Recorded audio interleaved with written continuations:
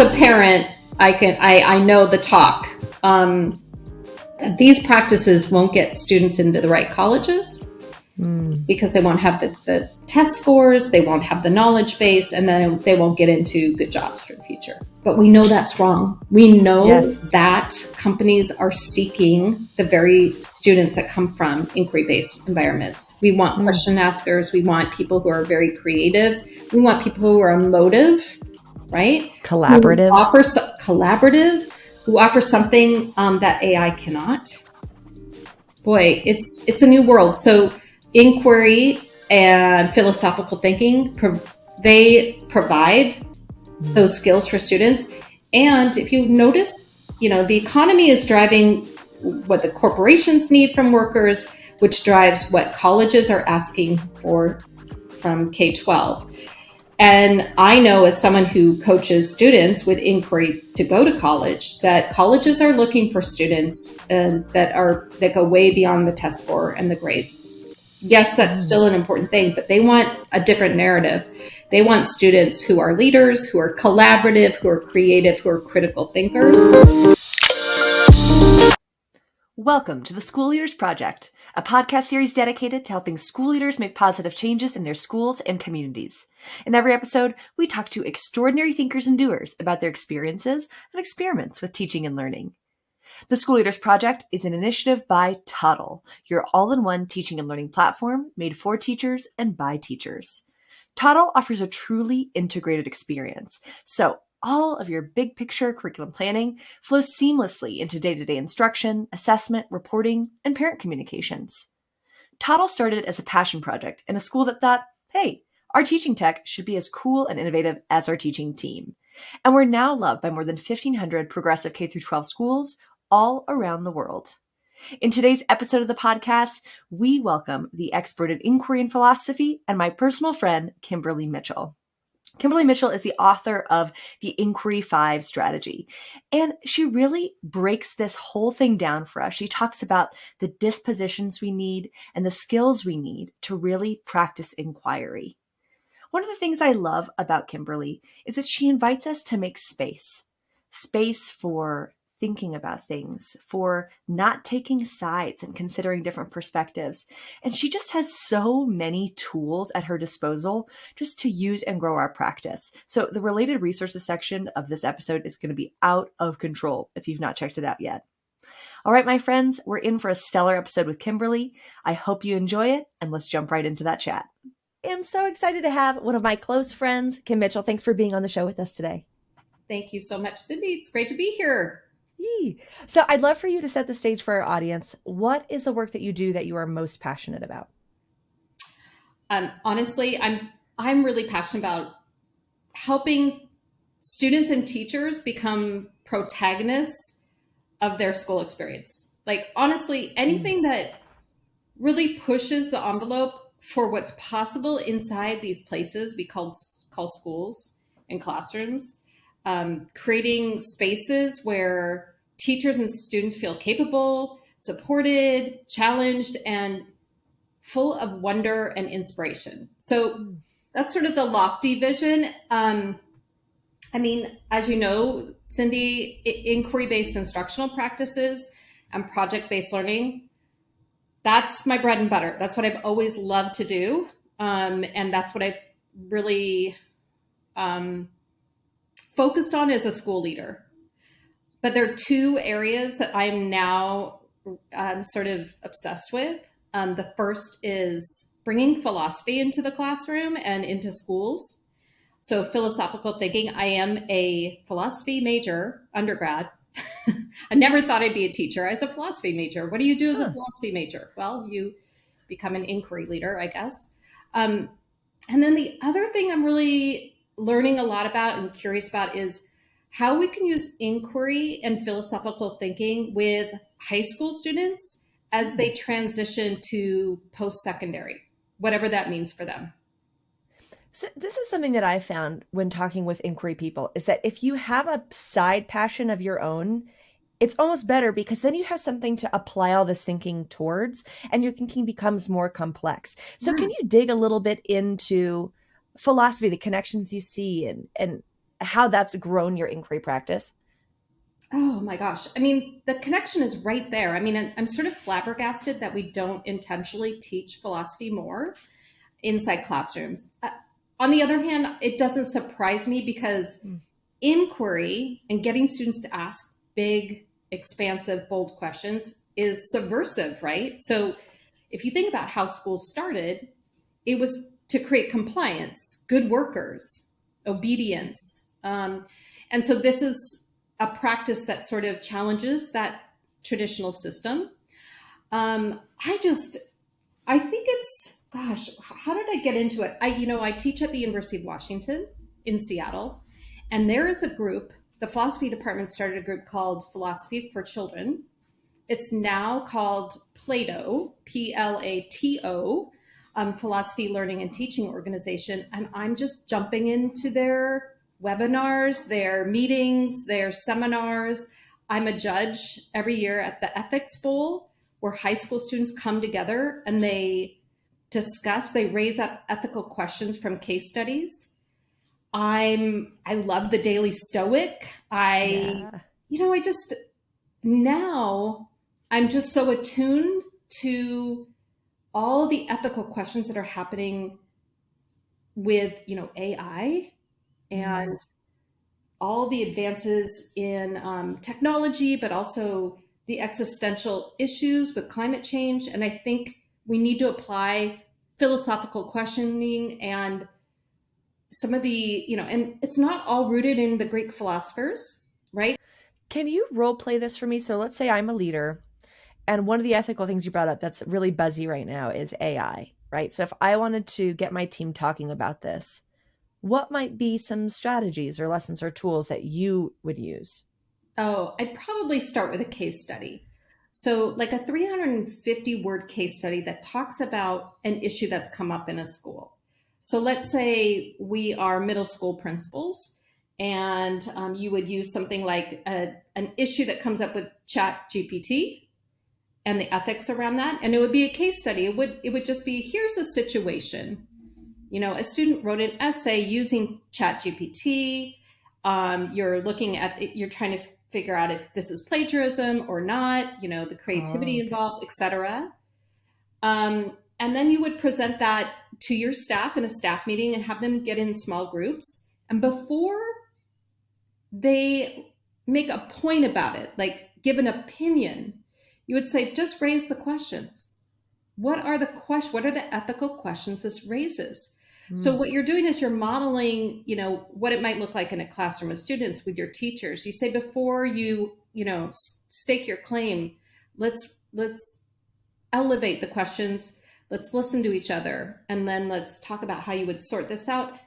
I mean, the advanced level would be if you start to look at different philosophers in history and how they would approach ethical dilemmas, you could have them apply that. But it's not about the legalese. It's not about knowledge. It's about coming to it from a completely different place of understanding where we're going in the future and and this is actually really relevant right now, because I think, have you ever heard the term future shock?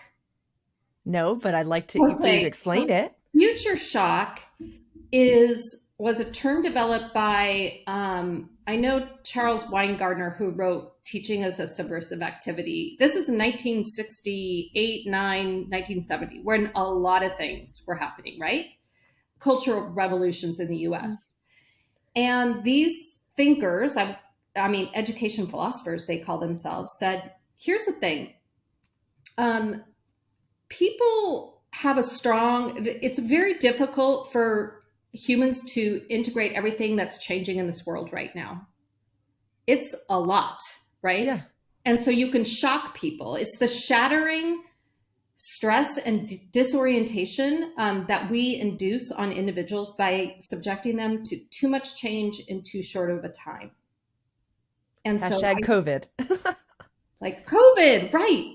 And so what happens is you have this paralysis that takes place, and school leaders know this, right? There's a paralysis if there's too much at once and the rapid changes. And so what we need to do is to breathe in some spaces for people to just sit with it a little bit and get an understanding of it before solving or fixing. And like so I would say, yeah, if you're a school leader, get on the Ethics Bowl website and look at some case studies, download them and share them with staff and have them practice raising ethical questions. And then they can do them with students. It's a very cool use case. It reminds me of a quote that you said in one of our past conversations that I feel like has just got stuck in my head, and I reference it a lot. But you talked about how we should never be sent to war, and that the more informed we are, the more research that we have on our side, the more perspectives we can take, the less inclined we are to be sent to war for what we believe. And so it's almost like by doing it in this way, we're able to take that circle of viewpoint, circle of perspectives, and consider all sides before we start saying what we believe and getting entrenched in it. Right. Actually, that is Kath Murdoch. That's a Kath Murdoch quote. And she, if I remember correctly, she posted something and got some pushback and wrote another blog post that was beautiful about how this isn't about going to war. This is about, again, expanding the conversation, understanding. So yeah, to me, it just means like we need to slow down, give people some time, because I think there's a lot of reactionary responses. And I think in many cultures, Western cultures, especially those of us who work in schools with socially mobile families, there's a race, right? And race begets reaction, quick reaction. And so we just need to slow it down and get a better understanding. And like you say, take in more perspectives. And philosophy, for me, gives us that opportunity. Well, I can see the application in a lot of things. So if I'm creating a new policy, if I'm making a school-wide decision as a leader, rather than just making these decisions or creating these policies, this might be a cool way to open up more thoughtful dialogue, like starting with a case study. Yeah, absolutely. It's something that I do, at the beginning of a school year with staff and students, just talking about norms, right? Setting norms for discussions.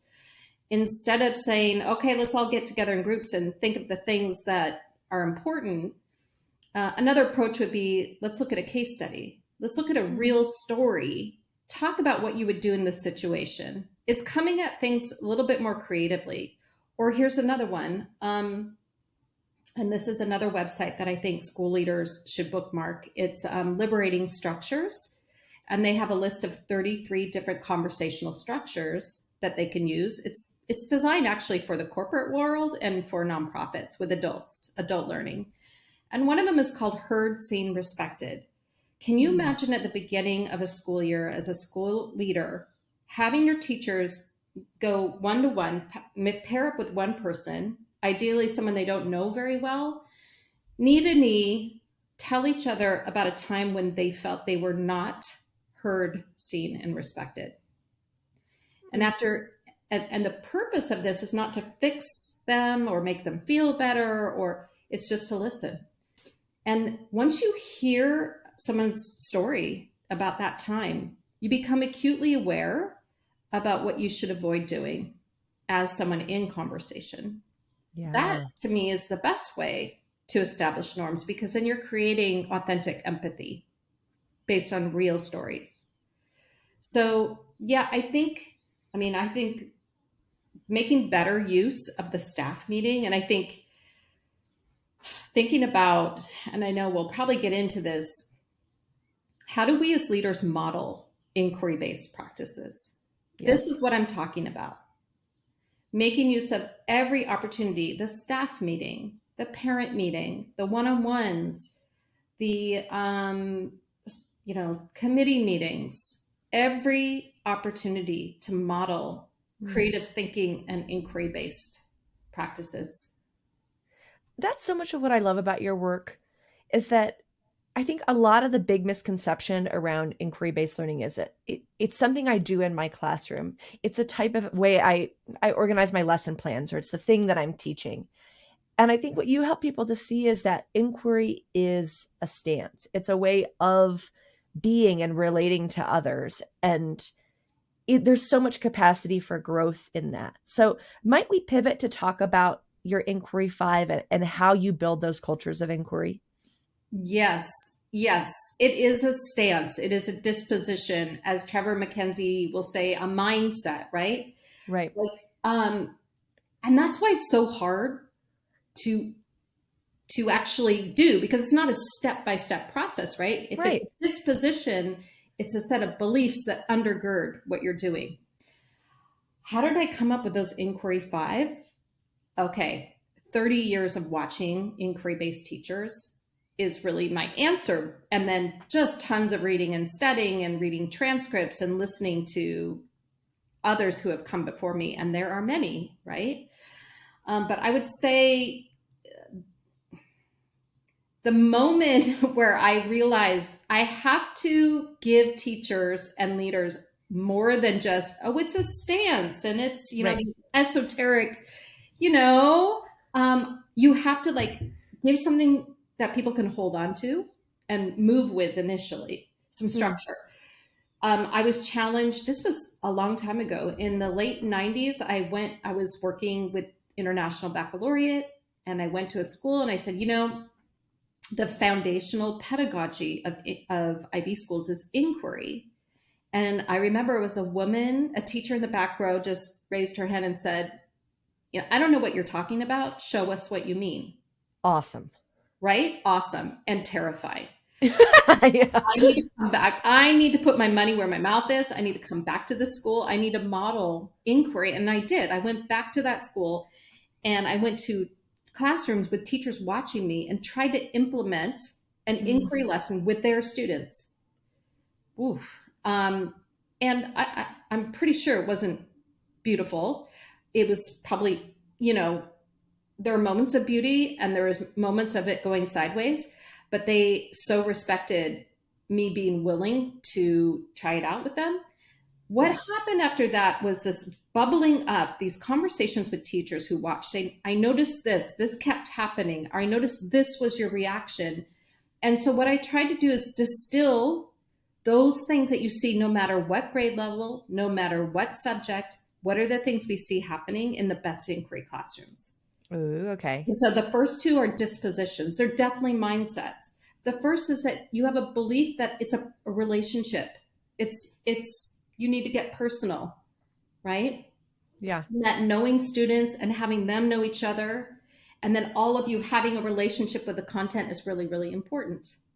And what does that look? What has been the biggest game changer for that? Because for me, that was the aha was, oh, I'm a learner and I'm applying the IB framework in the world around me, and it like flipped this switch. But is there a way that leaders can either model, or is there a practice they can promote that really gets people personal quickly? Yes.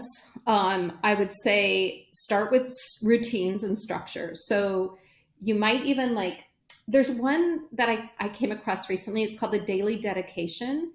And it's just a routine where you as a principal can do this in a staff meeting. You could say, I'm going to dedicate this workshop to my late grandfather, Earl P. Lasher III, who, and you tell a story, a personal story. And then you pass the baton to another staff member for the next staff meeting. And people get to know a little bit about that person. That's a really great routine. Teachers do that with students in classrooms, and then students get to know each other. I would say, and I would be curious what you think, Cindy, but I think part of this is getting at vulnerability. Yes. It's just saying, I'm a human being. I am a leader. I can be decisive. I do have some power and authority, but I'm human. And I still have questions too. So how do you balance that? Which is the theme that has come up again and again in these conversations. It's just, that is how we lead now. There is not this sense of, I am the leader, so I know. If you've got that, get rid of it. It's not helping you. It's not helping your team. The more that you can embrace those pieces of yourself that you are nervous about, the things you are growing in, it's so much more authentic. For sure. Crying, authentic tears, being vulnerable, being emotional. Now, here's the thing. We don't really have good political models for this. we live at a time where our leader models, political leaders, are not doing this. And so Right. we as educators have to do it instead. I love that. We are teaching our kids how to be people. They're seeing us as a model of humanity. Yes. So how do we bring all of ourselves, all of those pieces, even the sticky ones, into the classroom? Right. And that, that leads us to the second disposition, which is staying curious. So if you're willing to be vulnerable, you're also willing to be wrong or to not know. Now, I would never say, like, as teachers, we should go into a lesson not knowing things, right? That's irresponsible. There's a certain there's curriculum that we need to help uncover. We need to know it deeply. On the other hand, I think it's such a missed opportunity not to share with people what questions are still outstanding for us and for the world. What are the mysteries? What are we still grappling with? And that makes them excited because we are excited. It's not just something we're transferring to them. So, I teach comparative international education, and I'm still wondering about, what are the politics around getting students to ask questions in certain countries, and what are the impacts of large class sizes on student accountability and responsibility? Yes. I mean, there's just tons of questions I still have. And so when my students hear me, they know that this is not a fixed body of knowledge that they must memorize. This is something that is evolving and moving and organic and exciting. So that brings a lot more joy to it. And I think it makes leaders and teachers more accessible.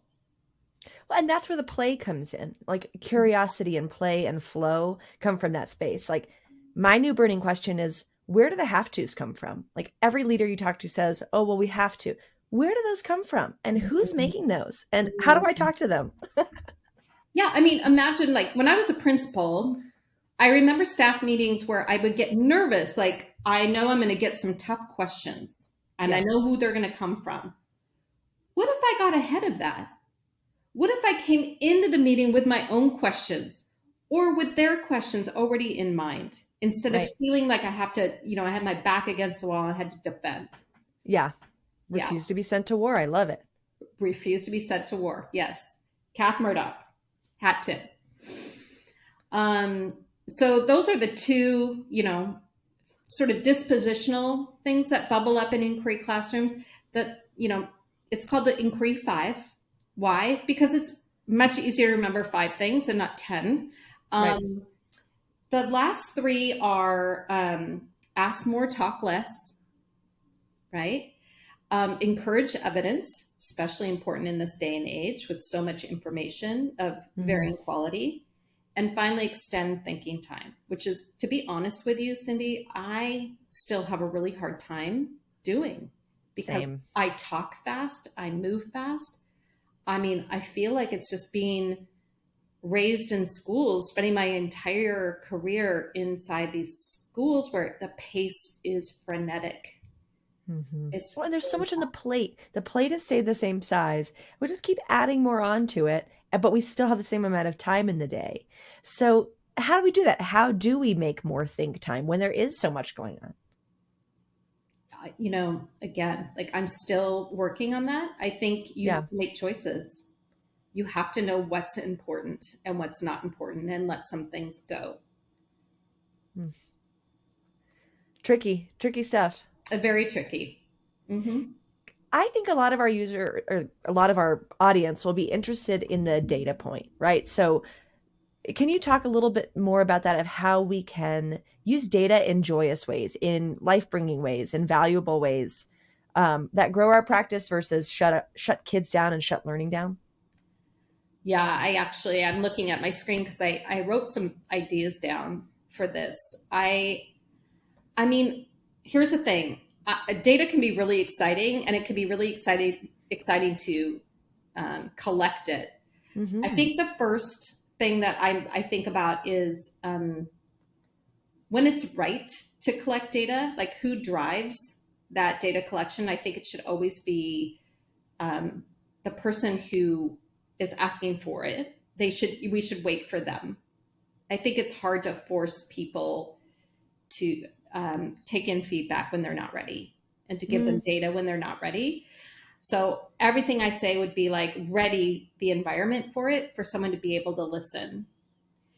So I like the idea of asking teachers, what are you curious about in your classroom? So if a teacher says, I'm just wondering, like,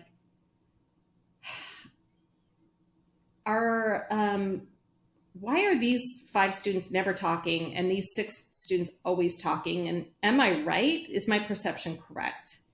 And going from there and determining, form follows function, then what kinds of data collection needs to happen? Well, maybe I could come into your classroom and just record, who's talking and what they're saying, or maybe you could have a student do that. So soliciting help from teachers to come in and take notes and observe or to record. And I think the other thing is, don't be afraid to ask your students. And for principals, don't be afraid to ask your teachers what's working, what's not. So in my book, I have surveys that you can reproduce and give to students and teachers about how am I doing on these sort of inquiry-based points, right? Am I modeling asking more and talking less? How can I do better? That's a brave thing to do, is to really actively solicit information from your staff about how you're doing. I know that schools sometimes have that already in place, but I think you could do it on another level. You can ask more specific inquiry-based questions about how you're doing. I think I'm hearing that we almost want schools just to be these giant workshops of creativity and of inquiry, and that everything that we're doing in a school should be driven by someone's wondering as opposed to beautiful a system or a metric. Is that? I think that's a beautiful vision. Yes, absolutely. And we're not there in most schools yet. And I understand why. There's a lot of tension. There's a lot of compliance. There are a lot of rules in place that make it challenging. But here's the other thing. I think one of the biggest misconceptions about inquiry is that you do it all the time. It's all inquiry all the time. And I think that's a huge, not only misconception, but a burden on teachers who feel like, well, wait a minute, I have things that I need. What about the phonics? What about the math that needs to happen? What about, I'm teaching a world language? We need to balance this out. There is a time and a place for direct instruction, a good lecture, some memorization. Yes. And it's the same with leaders and staff. There's a time when they need direct information. They don't need a leader to say, well, what do you think? Let's inquire into this. That gets so annoying, right? So it's the balance. And that's part of the tension. And that's what makes this a profession and not a job, because it's an art form, not just science. It's an art. It made me think of a story from my classroom. So I taught grade 5, and we were studying multiple digit multiplication, a skill, most 5th graders should have when they come to 5th grade. And I think this is a perfect example of where inquiry gets in the way. Is I talked to my kids and said, okay, let's do a pre-assessment, multiply these numbers for me. And I saw beautiful strategies. Every kid had a different strategy. Every kid could explain their thinking and why, but every kid got the answer wrong. None of them could appropriately do it. So it's one thing to say we need to have space for creativity and strategies and sharing our thinking. And also you need to be able to actually do the thing. So it's a tension for sure. Yes. We need grist for the mill. A very old-fashioned way of saying that. We need them to know some things in order to play, right? Like you mentioned, play is so important. And as we play, we need to develop skills to make the play more exciting. Yeah. So it is a balance. And I think that's a misconception we need to really continue to talk about, reminding people to go easy on themselves. There's so much pressure. Oh, I have to do this in an inquiry-based way. You can take a break. You can balance. Remember that there's a time and a place for everything. I would love to see more work in doing that work of sorting. What is the must in our curriculum, right? Because if your must in your curriculum is 90% of the time, there isn't space for inquiry and depth and understanding. Can we whittle that down to a 25%, 30% must that leaves space for that other? Because if not, then it's an unfair ask. If we're saying that 90% of what you need to know is a direct instruction need to know, Yeah. Yeah. then we're at odds That there. would be a great conversation to have in with teams, or, also in my book, I have teachers write down in 15 minutes all their curriculum. What are the concepts you have to teach in the year? Ooh. Right. It's an impossible ask, and that's the Yeah. point, right? But what you notice when you ask people to do that is they distill automatically what they think is most important. Imagine as a principal negotiating with teachers, looking at what they write, and then, like Heidi Hayes Jacobs, putting it all on a wall and looking at where we have, repeats, overlaps. Are there places we can let go and reinforce? I think that would be a really good exercise. The only thing that I would say with that, as I think about it, is that we tend to put a lot of attention on the curriculum. Yep. That we need to teach, the what, and we don't talk about the how as much as we need to. The instructional point, the pedagogy, so important. And that's why, that's why I really love how Toddle shines a light on that part of this practice. Because what platforms like Toddle do for us is they give us the structure so that we can attend more to the pedagogy, this art and science, this craft of the delivering of the curriculum, without constantly circling around curriculum and assessment. I would say spend a lot of time there, maybe a little too much time. Yeah. That was a big aha for me as an educator, I think, was the success criteria bit of breaking down explicit knowledge versus understanding and skills. Because when you have your curriculum laid out in that way, you can see the flexibility, especially in understanding and skills. Oh, these are all the things we can do. And you don't just get bogged down by all that content. Right. That's another thing that Kath Murdoch will say is just know your curriculum so that you can get it out of the way. You can play, you can dance, you can connect things, and you can understand, like, okay, check. We got that down. It doesn't need to be a discrete lesson because I know we just had this experience. Being really, getting ahead of your curriculum. So leaders, make time for this, I think, is what we're getting at, is that if we want inquiry to happen, it needs space and it needs time. And if you're feeling jammed and bombarded by a million different things, you're not going to have the space and time. So what is worth knowing? What is worth exploring? What is worth puzzling? Yeah. And that it goes back to that future shock. You don't want teachers to have future shock because that's paralysis. And that's when people dig into traditional, what they feel comfortable with. Right. Makes a lot of sense. Yeah. Okay, I think that's a beautiful spot to pause. So, Kim, I have a set of 3 questions that I ask every guest who comes in the show. So, are you ready for our final 3? Sure. Okay, so question number 1 is, what is the book that you've read that's had the most profound impact on your practice? Well, I think it's the book I already mentioned, Teaching as a Subversive Activity, by Charles Weingartner and Neil Postman. And it was written in the late 60s. And it's a radical book about how we should change education. And do you think any of those changes have happened or are happening, or do you think we still have quite a ways to go? This wonderful community of inquiry and instruction and play-based instruction and concept-based and project-based, yes, absolutely. Has it filtered to the majority of schools on this planet yet? No. Not yet.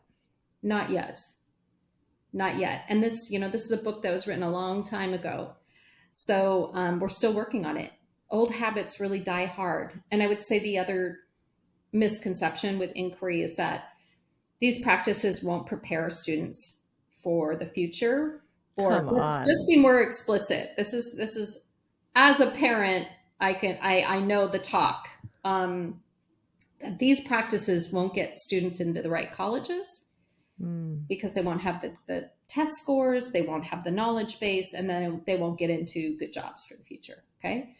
And Let's look at governments. It won't help people be able to contribute to a thriving economy and innovation. But we know that's wrong. We know Yes. that companies are seeking the very students that come from inquiry-based environments. We want question askers. We want people who are very creative. We want people who are emotive, right? Who Collaborative. offer collaborative, who offer something that AI cannot. Boy, it's a new world. So inquiry and philosophical thinking, they provide those skills for students. And if you notice, the economy is driving what the corporations need from workers, which drives what colleges are asking for from K-12. And I know, as someone who coaches students with inquiry to go to college, that colleges are looking for students that go way beyond the test score and the grades. Yes, that's still an important thing, but they want a different narrative. They want students who are leaders, who are collaborative, who are creative, who are critical thinkers. In the United States, most universities and colleges have already gone test optional. So they are not even looking at test scores anymore. Thank you. Because it's just a socioeconomic ranking. Like, let's get real here. Right. So anyway, that's just another plug for what we're doing, right? This is the direction we need to head. Well, and what I think is cool is that AI might be like what COVID did for tech skills for teachers. I think AI might do that for inquiry, because everyone is asking the question is, what is the value that I add as a human? Yeah. Because between Google and AI, yes, if I don't have personal interest, curiosities, wonderings, empathy, I don't bring a lot to the table anymore. Yeah, that's right. What makes us human? That is the big question. Yeah. It's cool. I'm excited. Can this please light a fire and make bigger changes? Yes. Can we lead this revolution, please? Yes. And the revolution, again, go to that book, read that book if you haven't read it before. Is it a little bit antiquated in its language? Yes. But it is, the cover is an apple with a fuse. It's like, let's think expansively. Let's blow up this old system and reconceive it. Okay, might be time for me to read this. And I'm feeling really all fiery. It's really good. Awesome. Okay, question number 2. This is my personal research question that I'm pretty jazzed about right now. Is that I find in leadership of all kinds, there tends to be kind of 2 different camps, right? There's we need to perform, we need the metrics, we need to deliver. And then there tends to be more of this sustainable, we need to grow people and make sure that it's a joyous space. So how do we find this balance in workplaces where they're both joy-bringing and life-bringing, but also are performing and meeting the needs that we see? What are the keys to that, you think? I mean, not to skirt the issue, but I really do believe it comes down to grounding ourselves in why we're doing what we're doing. And that means getting clear on our core beliefs and values. And talking about that over and over again all the time and what it looks like and giving examples. I have to do that with the work I do.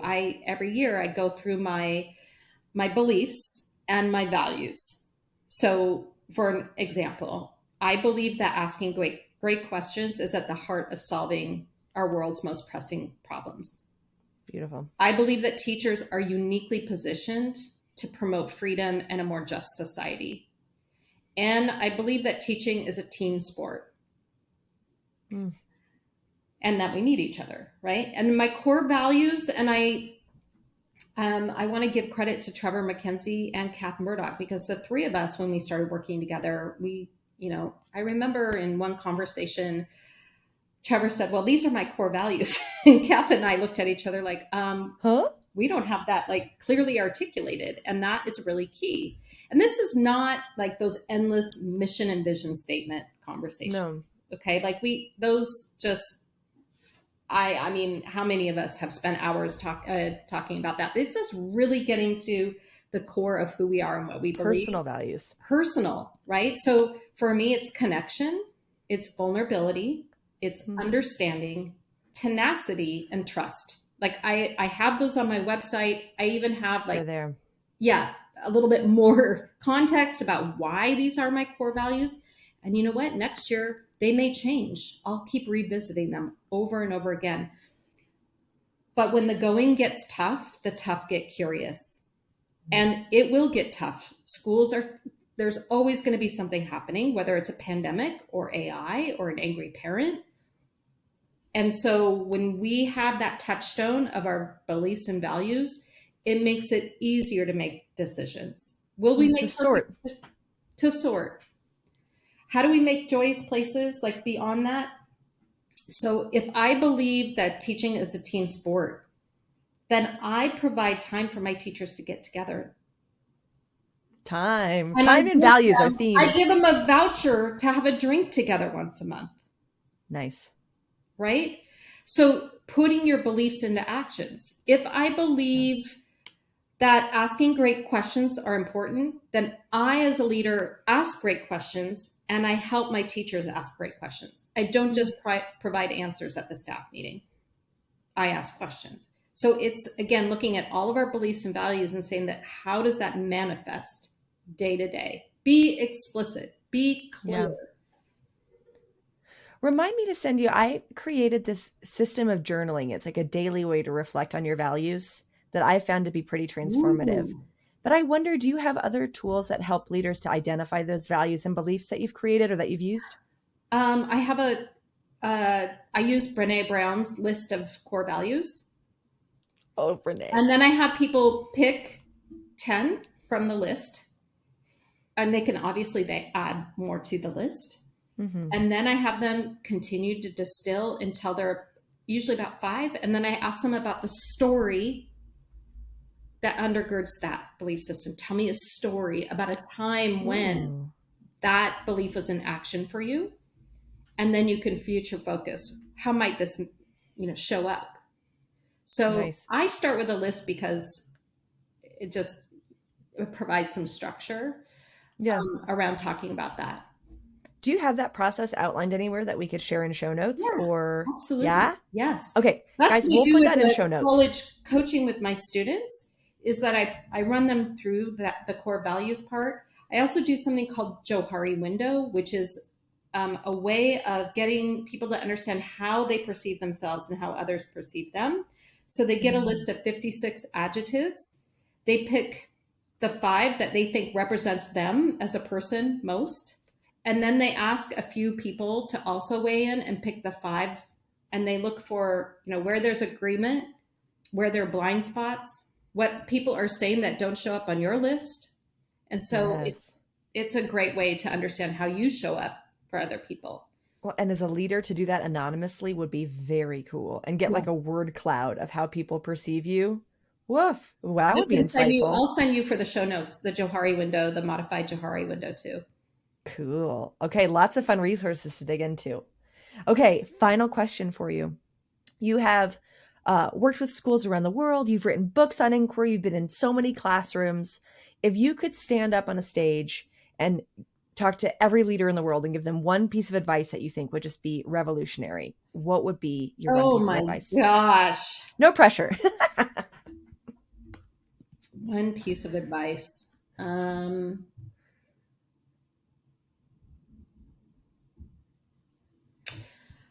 I would say get enough sleep. This job is hard. Make sure you get your sleep. Really take care of your physical.